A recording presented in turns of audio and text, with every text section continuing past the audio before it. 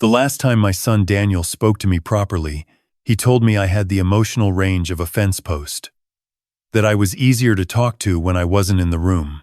3 years later, when the will was read and a fortune was left to a man nobody in that courtroom had ever heard of, I was already reaching for the door handle when the solicitor looked up from his papers and said, quietly, almost to himself, "Mr. Harding, before you go, can I ask who raised you? Follow my story right through to the end. And if you feel like it, drop a comment telling me what city you're watching from. I like knowing how far a voice can carry. My name is Gordon Harding. I'm 67 years old. I spent 31 years in the New Zealand Army. Most of that time in logistics and engineering, moving equipment and men across places most people would struggle to find on a map. East Timor, the Solomons. A stint attached to a British unit in the early 90s that I'm still not allowed to talk about in detail. When I retired, I came back to Palmerston North with a pension, a bad knee, and the particular kind of silence that settles over a house when the children have stopped coming home. My wife Sandra left 8 years ago. Not dramatically. No screaming. No plates thrown. She just packed 2 bags one Saturday morning and said she'd been lonely for so long she'd forgotten what it felt like not to be. I didn't argue. I understood what she meant, even if I couldn't say so at the time. Daniel, my eldest, was 34 and living in Wellington. He worked in IT. We spoke at Christmas, if he remembered to call first. My daughter Fiona was 31, married. 2 kids I'd met maybe 4 times. She'd sent me a card on my last birthday with a gift voucher inside that she clearly hadn't signed herself. The handwriting was her husband's. My youngest, Aaron, had blocked my number 2 years before after I missed his graduation. I'd been on a volunteer deployment with an army support group in Samoa. I thought he'd understand. He didn't. I'm not telling you this to make you feel sorry for me. I'm telling you because it matters for what comes next. Because sometimes the universe has a way of arranging things that no sensible person would believe if you put it in a novel. It was a Thursday in autumn. I still kept military hours up at 5:30. Exercise, breakfast by 7.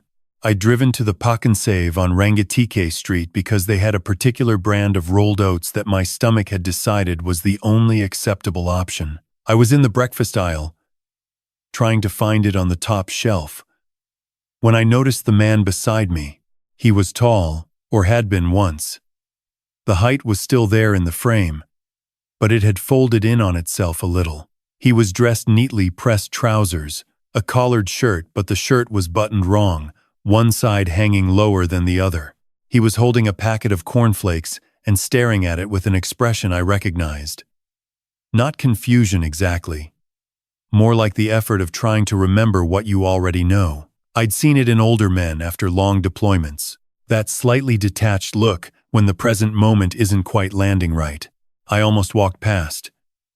It wasn't my business, but something about the way he was standing, very still, very upright, like a man who had trained himself never to look lost even when he was made me stop. "Those any good?" I said, nodding at the cornflakes. He looked at me. His eyes were sharp, which surprised me. Whatever was slipping, the eyes were still paying attention. "I can't remember why I picked them up," he said. His voice was controlled, precise, South Island accent, though it had softened with age. I introduced myself. He looked at me for a moment as though running some internal check, then extended his hand. "Walter Pemberton," he said. "Retired." I didn't connect the name immediately. I'd heard it, somewhere back in the archives of my career. Pemberton.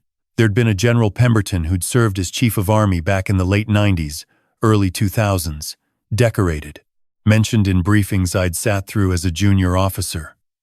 But this man in front of me with the wrongly buttoned shirt didn't carry that name the way I would have expected. I asked if he had someone with him. He laughed. It came out bitter and dry, like a sound a tree makes when it cracks. My daughter arranged for someone to drive me here, he said. I imagine she's sitting in the car reading her phone.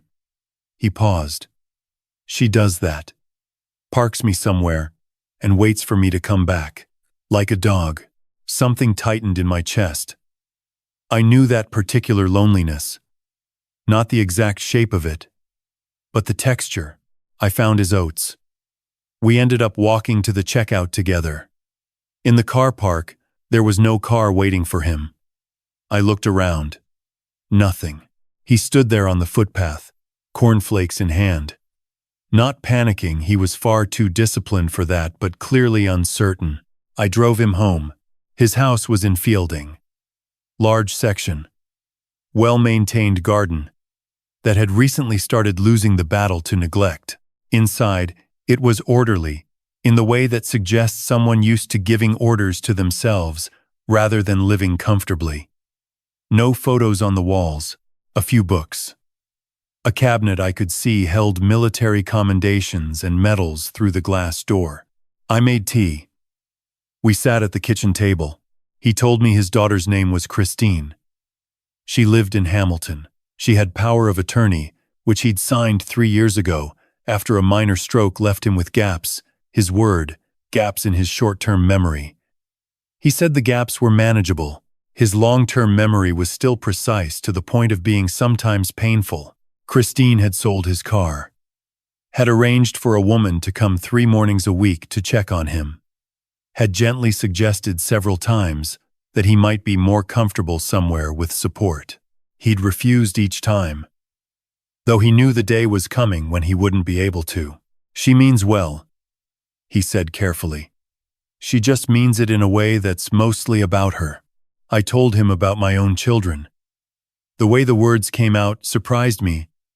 I wasn't accustomed to telling people things, but sitting across from this man in his quiet house, there was something about the weight in his face that made the words feel safe.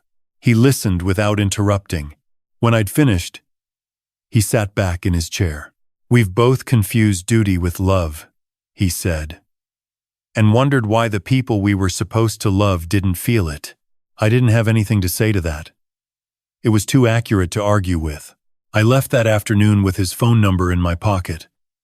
I told him I'd check in during the week. He said that wasn't necessary. I said I'd do it anyway. He didn't tell me not to come back, which I took as a yes. That was how it started.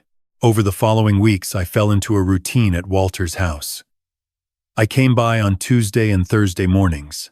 I brought groceries, checked his medications. He had 6, and the organizing of them had become genuinely difficult, and we'd have breakfast together and talk. Sometimes the conversation was about the army, about the specific grammar of military service that only people who've done it can speak fluently. Sometimes it was about other things. Books, his garden, the news. He had good days and difficult days. On good days he was sharp, funny in a dry, understated way, and proud in a manner that seemed built into the bone rather than performed.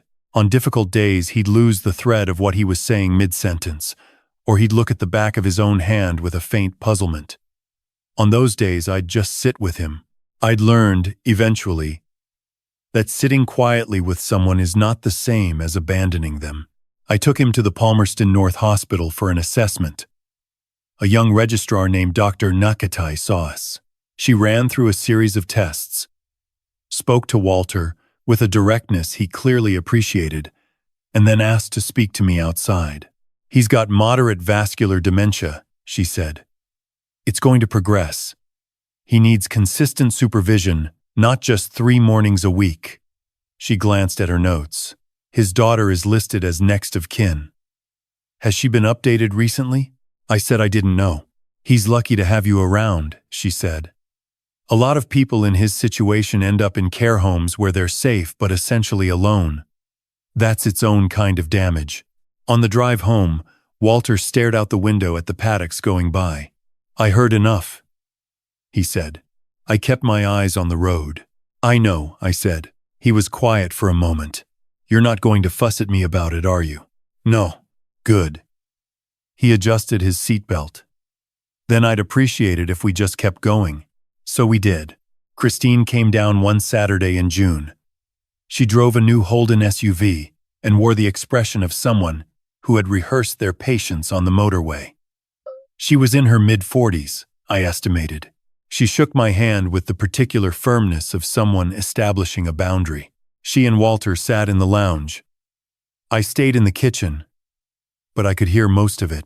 She wanted to discuss options. There was a facility in Hamilton, excellent reviews, a garden, organized activities. He'd be close to her. She'd be able to visit regularly. Walter said he didn't want to go to Hamilton. She said his needs were increasing. He said his needs were being met. She asked who I was, exactly. He said I was a friend. She said she wasn't sure that was sufficient. He said he was still the one who got to decide what was sufficient. She came into the kitchen then. Stood in the doorway with her arms crossed. Dad can't be left to just collect people, she said. I don't know your situation, Mr. Harding, but whatever you're hoping to get out of this, I'm not hoping to get anything, I said. People always say that. I know they do. I set down the mug I'd been holding. I'm not a solicitor, and I'm not a saint. I'm a retired Army engineer from Palmerston North who found your father standing in a supermarket car park without a ride. That's the whole story. She looked at me for a moment. He has dementia, she said. Quieter now. I know. I took him to get assessed. Something shifted slightly in her face. Then the guard came back up. I'll be making some changes to his arrangements, she said, and went back to the lounge. She left an hour later. Walter waited until her car had reversed out of the driveway before he spoke. She's not a bad person, he said. I know. She just never learned to love anything she couldn't manage. I thought of my own daughter, Fiona. The gift voucher in her husband's handwriting. I didn't say anything. The months moved. Autumn became winter. I started staying later into the afternoon. Sometimes I'd bring my own dinner, and we'd eat together.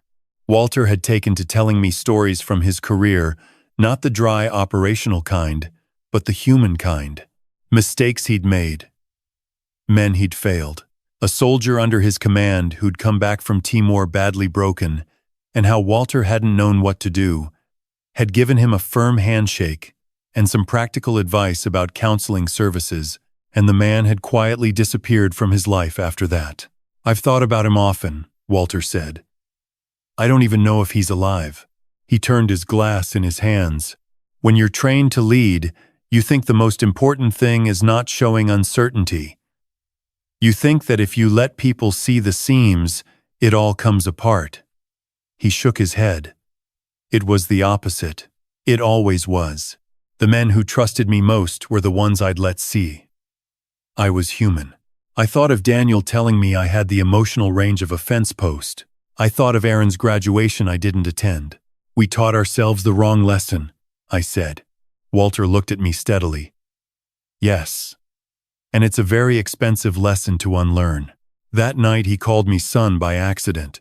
He was mid-sentence about something else. Something about a camping trip he'd taken in Fjordland in the 80s, and he said, "And you'd have loved it, son, the silence out there." And then he caught himself and went quiet. I told him it was all right. He looked out the window for a long moment. "It is," he said finally. "Isn't it?" 3 months after I'd found him at the supermarket, Walter collapsed in his bathroom on a Wednesday morning. He hadn't called me yet that day, which was unusual. I drove over on instinct, found the front door unlocked, and found him on the floor. He was conscious but confused, couldn't stand. I called an ambulance, rode with him to Palmerston North Hospital. They stabilized him quickly. The problem was his heart, a valve that had been weakening for some time, apparently. A cardiologist came to see us that afternoon. He was kind, but direct. "He needs open heart surgery," he said. "Valve replacement. Without it, we're looking at 12 months, possibly less. With it, there's a good chance of meaningful recovery. He's in reasonable health otherwise." He looked at me. "Is family being notified?" I called Christine's number. She answered on the third ring, and something in my voice must have changed her register immediately because she dropped the guarded tone she usually carried. She arrived the following morning. She walked into her father's hospital room, and for just a moment, before she composed herself, I saw the little girl in her frightened, uncertain, not sure what she was allowed to feel. She sat beside his bed and held his hand. She didn't speak. He looked at her the way you look at someone when you know the conversation you need to have and don't know if there's enough time. She glanced at me across the bed. Something passed between us that didn't need words.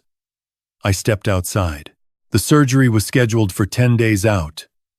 Walter spent those 10 days in hospital, and I was there every day. Christine came twice. The second time, she pulled me aside in the corridor. "I need you to know I don't understand you," she said. "That's fair. But Dad..." She stopped, pressed her fingers to the bridge of her nose. "He's calmer since you've been around. Whatever it is you're doing, it's helping." She walked away before I could respond, which I think was deliberate. The night before surgery, Walter asked the nursing staff to give us a few minutes. He looked at me from the bed with that precise, attentive gaze he kept even on his worst days. "I need to tell you something," he said. I waited. "There's a solicitor. Stuart Gallagher. Wellington. I rang him last week. Made some arrangements." He paused. "Don't argue with me about it." "I wasn't going to. You were going to say you don't need anything from me." I hadn't said anything. But he was right. I'd been about to. "The point isn't what you need," he said.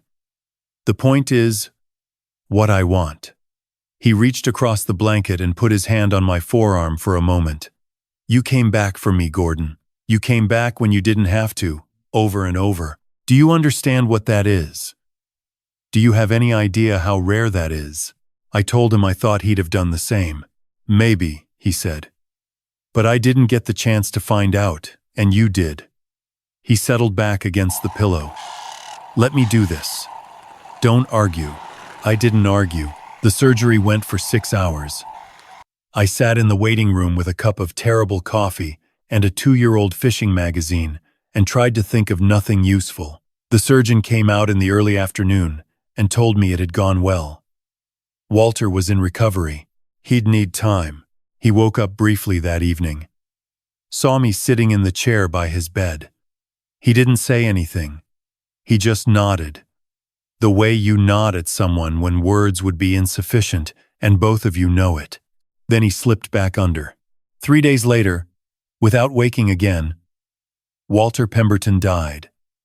The official cause was complications. Post-surgery. His heart, after so many years, had simply reached its limit. I was sitting in the chair. The monitor changed its tone. A nurse came in quietly and looked at me, and I understood from her face what I already knew. I stayed for a while after. I didn't cry in the hospital. I drove home first. I sat in my kitchen in the dark for a long time.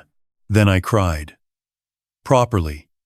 For the first time since Sandra had packed her 2 bags and left. The funeral was held on a gray Tuesday in Palmerston North. It was a military affair. Walter had arranged it years in advance, with the particular forward planning of a man who spent his career managing logistics. There were former officers present, men and women in uniform.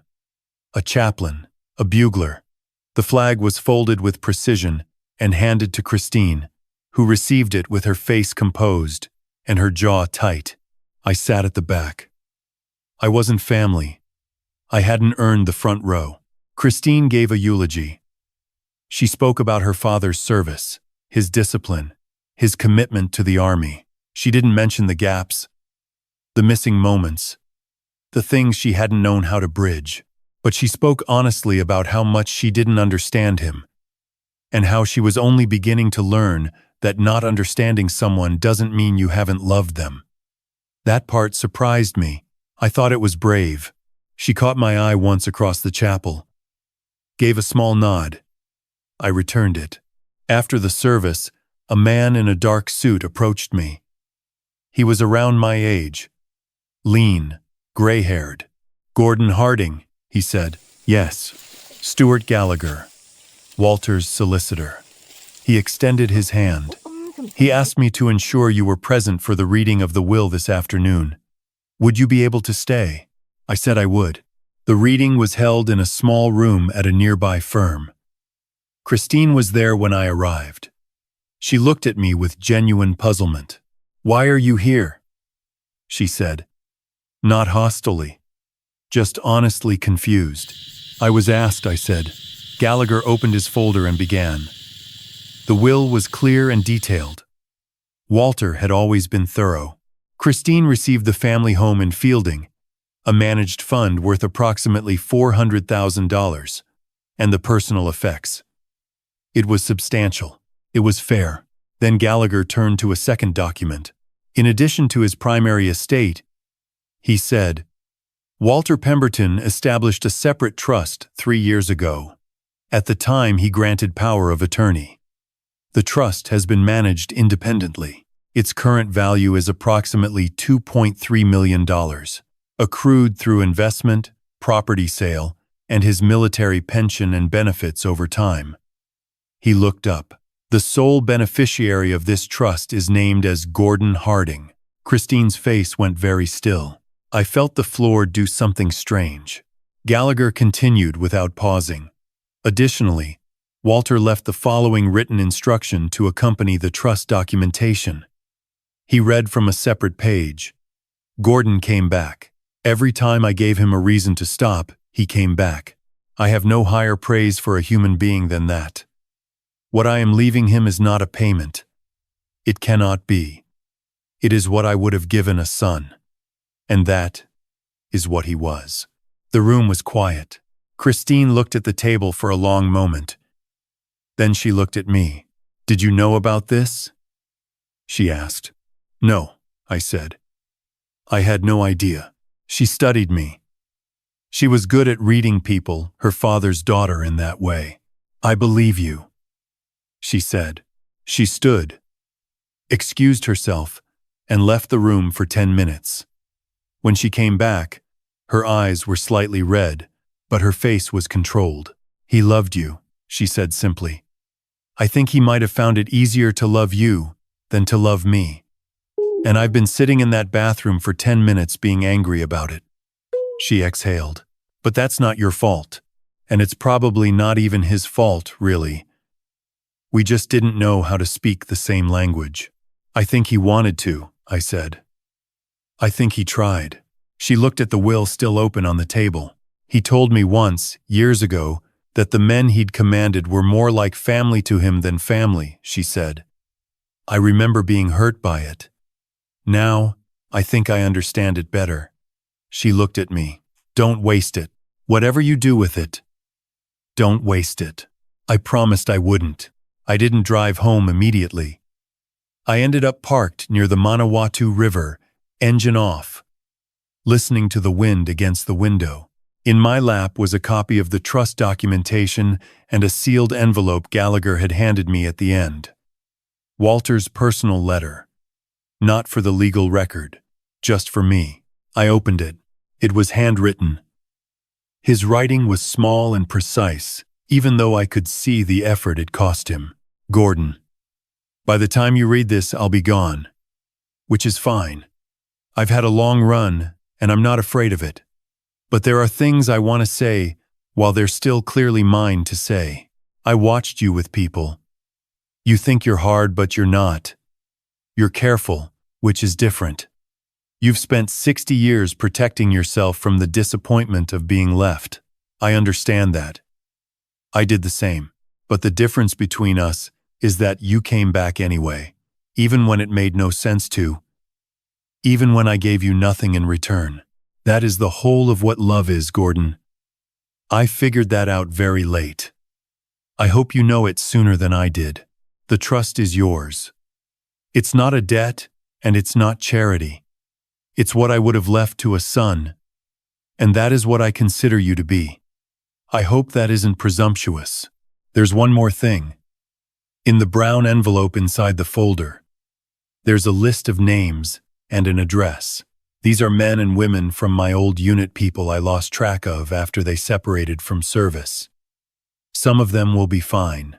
Some of them won't be. I want you to do something for them, if you can. Not out of obligation.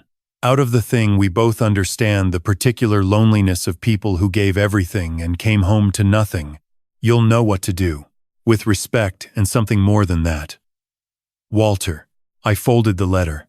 Outside, the river was brown from recent rain, moving steadily south. I sat there until the light shifted and the street lamps came on one by one along the bank. My phone buzzed.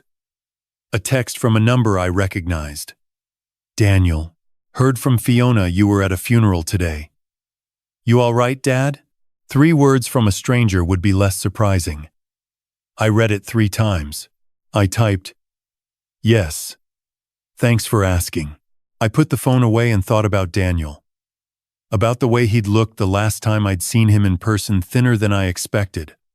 A little tired around the eyes. About how I'd shaken his hand at the end of that visit rather than hugging him, because I didn't know how to cross the distance, because I'd let it grow for so long that it had become its own kind of furniture. I thought about Walter calling me son by accident in the middle of a sentence about Fiordland. I thought about what he'd said. We've confused duty with love, and wondered why the people we were supposed to love didn't feel it. I drove home. The next morning I called Gallagher and told him I wanted to establish a charitable trust. I had a rough idea. He had questions. We agreed to meet the following week.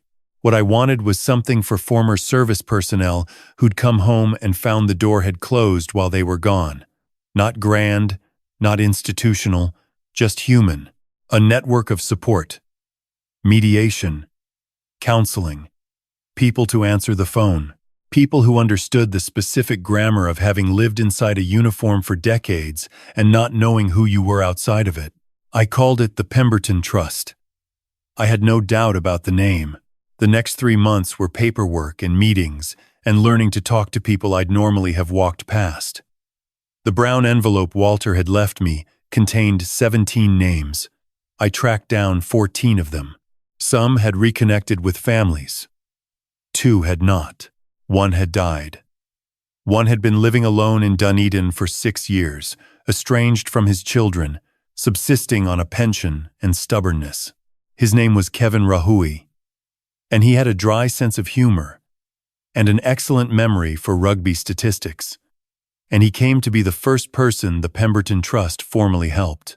He and his eldest daughter sat in a room with a mediator I'd hired and talked for the first time in 4 years. I didn't watch.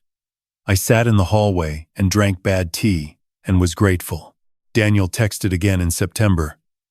Random, unprompted. I've been thinking about what I said to you. A few years back. The fence post thing. I waited. It wasn't fair. I was angry, and I said the most effective thing I could think of. That wasn't honesty. That was just targeted. I took a long time composing my response.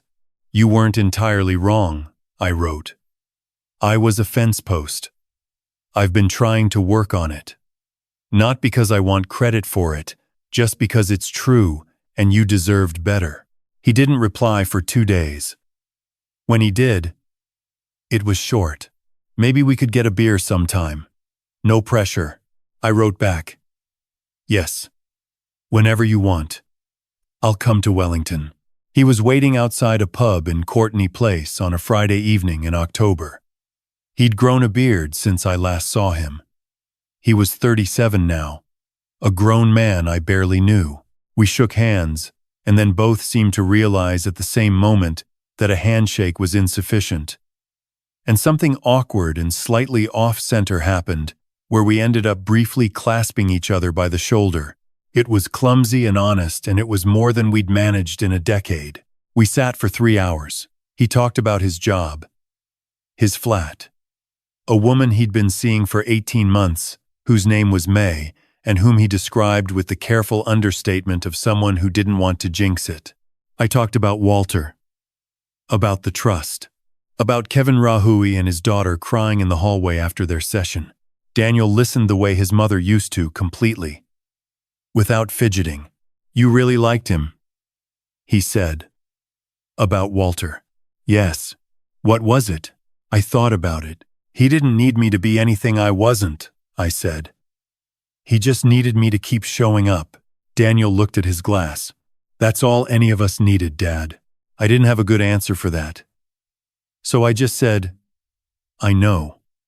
I'm sorry it took me this long to figure it out." He didn't say it was fine, which I appreciated. He just nodded, which meant he was hearing me, which was enough. Fiona was harder. She was polite on the phone.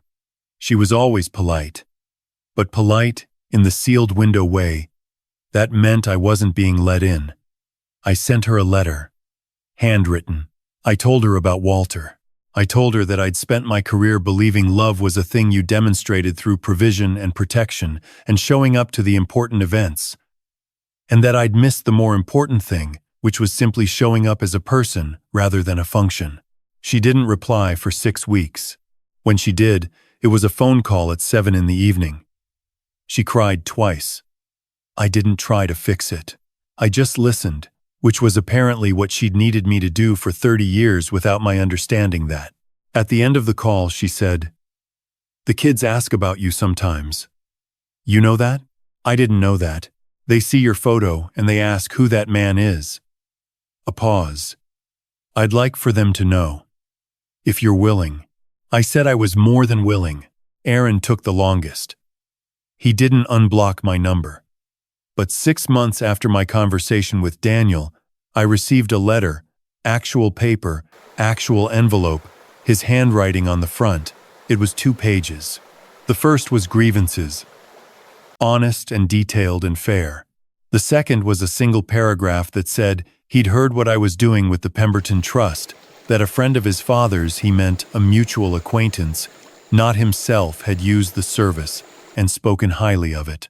He said he wasn't ready to meet, but he was ready to know that I was still there. I wrote back. I said I was still here. I said I would be for as long as I was standing. A year after Walter's death, I sat in the garden of his former house in Fielding. Christine had kept it. Was living there herself now, which surprised me, and we had tea in the garden she'd taken back from the weeds. It was a fine autumn day, the kind New Zealand does particularly well, all clean light and cooling air. "He talked about you, you know," she said. "Before the surgery, he said you were the only person who'd ever let him be quiet without filling the silence with obligation." I looked at the garden. "He did the same for me," I said. She poured more tea. "I'm trying to learn that," she said. "Sitting with people instead of managing them." She made a small sound that might have been a laugh. "It's harder than it looks." "Yes," I said. "It is." We sat in the quiet for a while. It wasn't uncomfortable. On the anniversary of Walter's death, I went to the Terrace End Cemetery where he'd been buried. The headstone was simple. His name, his rank, his dates. Underneath, by Christine's choice, a single line. He led with his whole life. I put flowers down, stood for a while. "The trust is going well," I said. 32 families now, 7 full reconciliations. Some in progress. A few who decided they didn't want to reconcile, which the mediator says is also a valid outcome, and I'm trying to accept that even if it's harder to. I paused. Aaron sent me a birthday card, unsigned. But the handwriting was his. I recognized it. The wind moved through the trees. "Daniel's bringing May to Palmerston North in March.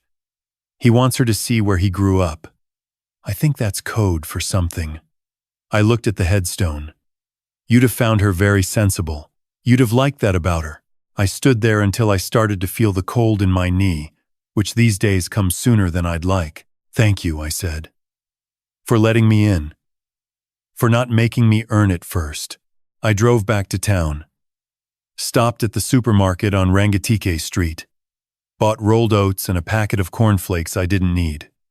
Stood for a moment in the breakfast aisle. The fluorescent lights hummed overhead.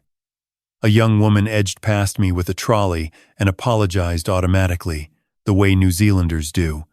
And I told her no worries, and she smiled briefly and moved on. And I stood there thinking about how the whole of it had started in this exact corridor on an ordinary Thursday morning, and how nothing about the next 2 years had been inevitable, except in the way that things look inevitable once they've already happened. I drove home through the autumn streets. My phone had messages, one from Daniel, one from the Pemberton Trust Administrator about a new family inquiry, one from Christine about the garden. Apparently she'd found Walter's old seed collection and didn't know what to do with it and thought I might. I'd been alone for a long time. I wasn't sure I was anymore. That felt, after 67 years, like the most significant thing I'd ever managed to do. I want to say something before I finish, because I think it needs to be said plainly. A lot of us who served, or who worked hard at the expense of everything else, came home to find we'd been technically present for years without actually arriving. We thought that providing was the same as being there. We thought that strength meant having no needs of your own. We thought love was something you demonstrated through what you didn't show. We were wrong. The strongest thing Walter Pemberton ever did was sit across a kitchen table from a stranger and tell the truth about his life. The strongest thing I ever did was go back to his house when I had every reason not to. Vulnerability isn't weakness. It's the only door that leads anywhere worth going. If you are estranged from someone you love, a parent, a child, anyone, I'm not telling you the solution is simple. It isn't. Some damage is real and some rifts are too wide, and not every story ends the way mine is beginning to. But if there's still a door, even just cracked, even just a text or a letter or an unsigned birthday card, that crack is where you start. You don't fix 6 decades overnight, but you start with one honest sentence, and you keep showing up, and you see what grows. That's all Walter asked of me. It turned out to be everything.